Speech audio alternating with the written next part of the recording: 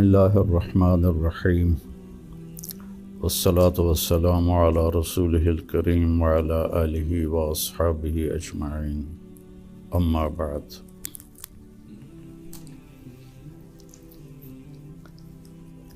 دین اسلام زندگی گزارنے کا وہ طریقہ ہے جو اللہ نے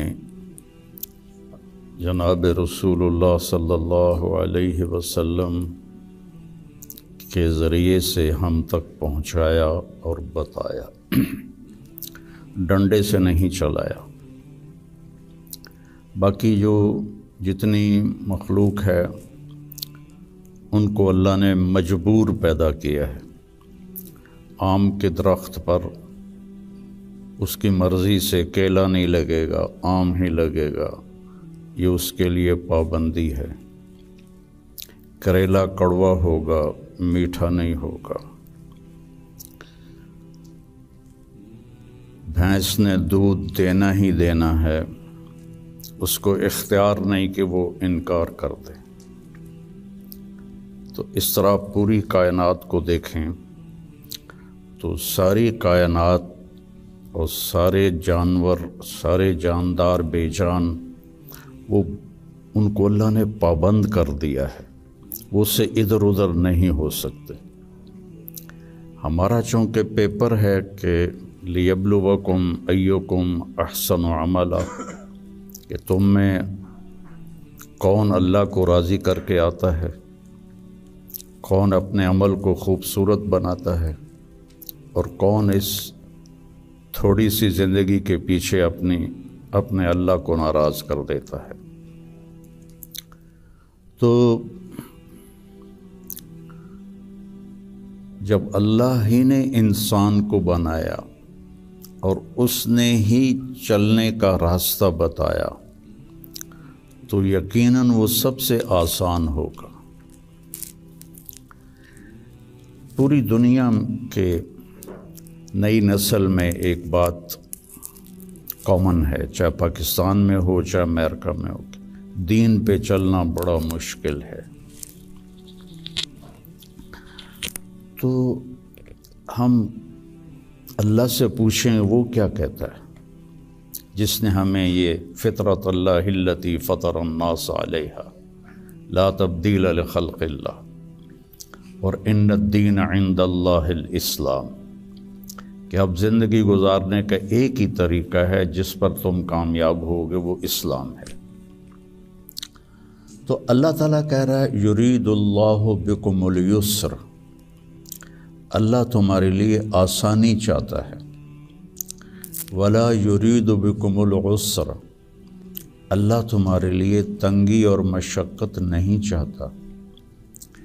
یرید اللہ ان یخفف عنکم، اگر اس راستے پر چلو گے تو اللہ تمہیں ہلکا پھلکا کر دے گا، تمہارے اسٹریس دور کر دے گا، تمہاری یہ جو اینزائٹی اور ڈپریشن کا لفظ پوری دنیا میں چلا ہے، یہ اللہ تمہارے دور کر دے گا اگر تم اسلام پہ چلو گے۔ یرید اللہ ان یخفف عنکم، اینزائٹی ڈپریشن کی دوائیں کیا کرتی ہیں؟ دماغ کو تھوڑا سست کر دیتی ہیں، تو اس کی جو فیلنگز ہیں نیگیٹو وہ ذرا کم ہو جاتی ہیں۔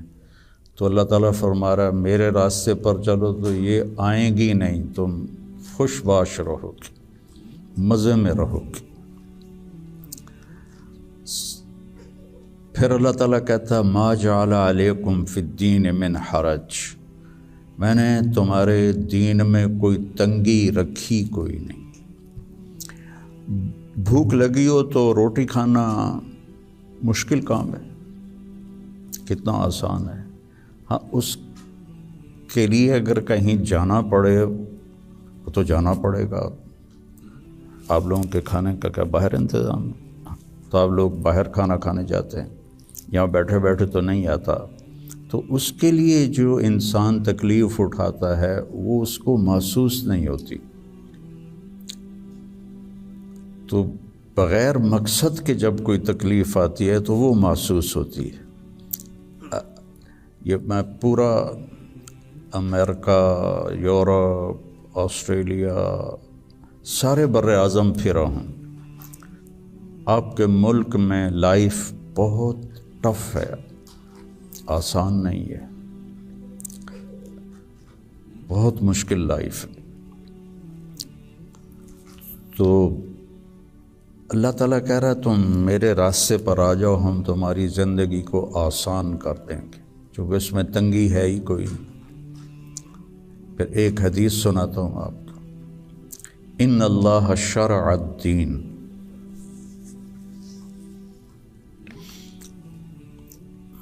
اللہ تعالیٰ نے تمہارے یہ دین کو شریعت بنایا۔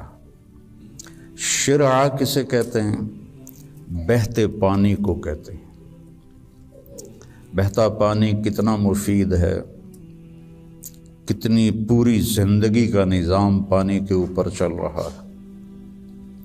تو اتنی خوبصورت تشبیہ دی بہتے پانی کے ساتھ کہ جیسے بہتا ہوا پانی، یہ جو سمندر کے کنارے ہوٹل بنے ہوئے ہیں ان کے کرائے زیادہ ہیں، جو اس کمرے کا وہاں ویو سمندر کا ہوتا ہے اس کا کرایہ زیادہ ہے۔ تو پانی پر اللہ تعالیٰ نے زندگی کو چلایا ہے۔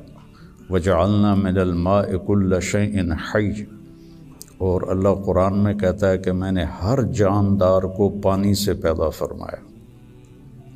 تو اللہ کے نبی نے قرآن میں کہا لِكُلٍّ جَعَلْنَا مِنْكُمْ شِرْعَةً وَمِنْهَاجًا ثُمَّ جَعَلْنَاكَ عَلَى شَرِيعَةٍ مِنَ الْأَمْرِ۔ تو اس کے پیچھے وہ خوبصورت معنی ہے کہ بہتا پانی، میٹھا پانی زندگی کی سب سے بڑی ضرورت ہے۔ اس لیے سفر میں آدمی ہو اور پانی کی قلت ہو تو علماء کہتے ہیں نماز کے لیے تیمم کرے اور پینے کے لیے پانی کو محفوظ کرے۔ نماز جیسے عمل کے لیے اللہ نے صحابہ یہی کچھ کرتے تھے کہ پانی پینے کے لیے رکھتے تھے اور نماز تیمم سے پڑھتے تھے۔ تو ان اللہ شرع الدین، پہلی بشارت تو لفظ شرع میں ہے، وجعلہ سہلا، دوسری خوشخبری آسان بنایا، تیسری خوشخبری سمحن، بہت نرم بنایا، چوتھی خوشخبری واسعن، بہت کھلا کشادہ بنایا، پانچویں خوشخبری ولم یجعلہ ضیقا، اور اس میں کوئی تنگی نہیں رکھی۔ لیکن جیسے ہر چیز کو سیکھنا پڑتا ہے، دین کو بھی سیکھنا پڑتا ہے۔ یہ بڑے بڑے ٹرالے جو چلا رہے ہوتے ہیں، یہ اتنے بڑے بڑے کروز، کئی دفعہ میں نے ان میں سفر کیا ہے، اتنے بڑے بڑے 5-5 ہزار آدمی اٹھا کے وہ جو ڈرائیور چل رہا ہے وہ دیکھنے میں کتنا مشکل ہے۔ پھر پانی میں بریک لگانا یہ کتنا عجیب مشکل کام ہے، لیکن چونکہ سیکھ لیا تو چلائے جا رہا ہے۔ گاڑی ایک ہاتھ سے چلا رہا ہے، دوسرے ہاتھ سے موبائل سن رہا ہے، حالانکہ پابندیاں الگ الگ کے حکومت کی، پھر بھی موبائل یہاں لگایا ہوا ہے۔ ہمارے ہاں تو موٹر سائیکل پر بیٹھا ہوا ہے، ایسے موبائل کر کے جا رہا ہوتا ہے، کھوتا ریڈی چلاتے ہوئے اپنا موبائل یہاں رکھا ہوتا ہے۔ تو سیکھنا پڑتا ہے، سیکھے بغیر تو آدمی سائیکل بھی نہیں چلا سکتا۔ سیکھنے کے لیے ہر میدان میں اللہ تعالیٰ نے محنت رکھی ہے، بغیر محنت کے نہیں۔ اب چونکہ اس محنت پہ کیا ملے گا وہ نظر نہیں آتا تو مشکل نظر آتا ہے، اور امریکہ میں جاب کرنے میں کیا ملے گا وہ نظر آتا ہے، تو اس کے لیے ایسے روبوٹ کی طرح بھاگ رہے ہیں، روبوٹ کی طرح جاب۔ جو بڑے بڑے کاروباری ہیں وہ بھی مزدور کی طرح کام کرتے ہیں، وہ بھی ایسے فری نہیں ہے کہ بھئی اب میرا بڑا کاروبار ہے میں آرام سے گھر بیٹھوں آدمی رکھ لوں، نہیں۔ تو وہ مشقت اس لیے آسان ہوتی ہے کہ اس کی آؤٹ پٹ نظر آ رہی ہوتی، اور جو دین کے اللہ نے ہم سے ڈیمانڈ رکھی ہے چند ہیں، کوئی بڑی بات نہیں ہے، چند مختصر، ایک لا الہ الا اللہ محمد الرسول اللہ کی گواہی، وہ اللہ کا فضل، ہم سارے مسلمان یہ گواہی دیتے ہیں، پھر 5 وقت کی نماز ہے،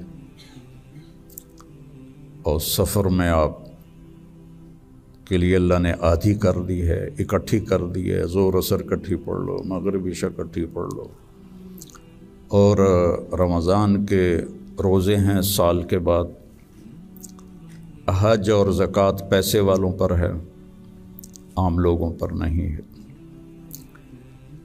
اور پھر ان میں کوئی کمی کوتاہی ہو جائے تو اللہ نے معافی رکھی ہے، کوئی نماز چھوٹ گئی قضا پڑھ لے، معافی مانگ لے، معاف ہو جائے گا، روزہ عذر کے ساتھ چھوڑے تو کوئی گناہ نہیں، بغیر عذر کے چھوڑے تو معافی مانگ لے اور روزہ رکھ لے تو وہ ہو گیا۔ اس کے بعد میں آپ کو ایک حدیث سناتا ہوں، آپ کو پورا دین آپ کے ہاتھ میں آ جائے گا۔ 10 لاکھ حدیثیں ہیں، میں ایک حدیث سنانے لگا ہوں، صرف ایک۔ میرے نبی نے فرمایا 4 اذا کانت فیک، 4 کام کر لو، صرف 4 کام کر لو، دنیا بھی تمہاری ہے، آخرت بھی تمہاری۔ پہلی چیز صدق و حدیث، ہمیشہ سچ بولو، جھوٹ نہ بولو، مذاقاً بھی جھوٹ نہ بولو، سچ بولو۔ دوسری چیز حفظ و امانت، کسی کو دھوکہ نہ دو، کسی کے ساتھ 2 نمبری نہ کرو۔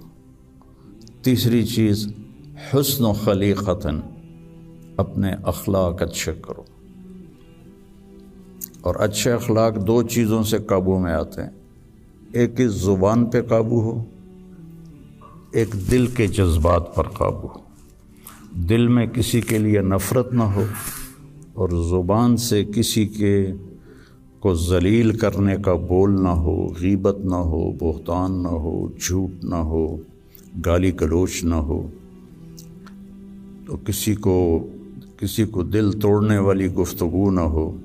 یہ 2 باتیں کوئی عورت کوئی مرد کر لے تو اس کے تقریباً سارے ہی اخلاق اس کے قابو میں آ جاتے۔ ابو دجانہ رضی اللہ تعالیٰ عنہ بہت بڑے صحابی ہیں، ان کے اتنے فضائل ہیں، کتابیں بھری پڑی ہیں، لیکن وہ فرماتے تھے کہ میرے بھائیوں، میرے پاس بخشش کا سب سے بڑا جو عمل ہے وہ یہ ہے کہ میں نے اپنی زبان سے کبھی کسی کو دکھ نہیں پہنچایا، اور میرے دل میں کسی کے لیے نفرت کوئی نہیں ہے۔ وہ بدر میں شریک ہوئے، احد میں شریک ہوئے، خندق میں شریک ہوئے، حدیبیہ میں شریک ہوئے، حج میں شریک ہوئے، یمامہ میں شہید ہوئے، اتنی بڑی فضیلتیں، لیکن وہ کہتے ہیں میرے پاس بخشش کا عمل یہ ہے کہ میں نے اپنی زبان سے کبھی کسی کو دکھ نہیں پہنچایا، اور میرے دل میں کسی کے لیے نفرت نہیں ہے۔ یہ فرائض کے بعد اس 2 چیزوں پہ آپ عمل کر لیں تو آپ کے اخلاق بہت عالی ہو جائیں گے۔ اور چوتھی چیز فرمائی عفت فی طعمۃ، کہ رزق حلال کماؤ۔ تو یہ 4 کام ہیں، سچ بولنا، دیانتداری سے کام کرنا، دھوکہ نہ دینا، اخلاق اچھے رکھنا، اور رزق حلال کمانا۔ تو ان 4 کاموں پر جہاں مرضی آپ دنیا میں زندگی گزاریں، آپ کی دنیا بھی بن جائے گی، آپ کی آخرت بھی بن جائے گی۔ یہ تبلیغ میں اس کو سیکھنے کی محنت ہوتی ہے کہ اس میں تھوڑا وقت لگتا رہے تو زندگی کو ایک رخ مل جاتا ہے اور عمل کی توفیق مل جاتی ہے۔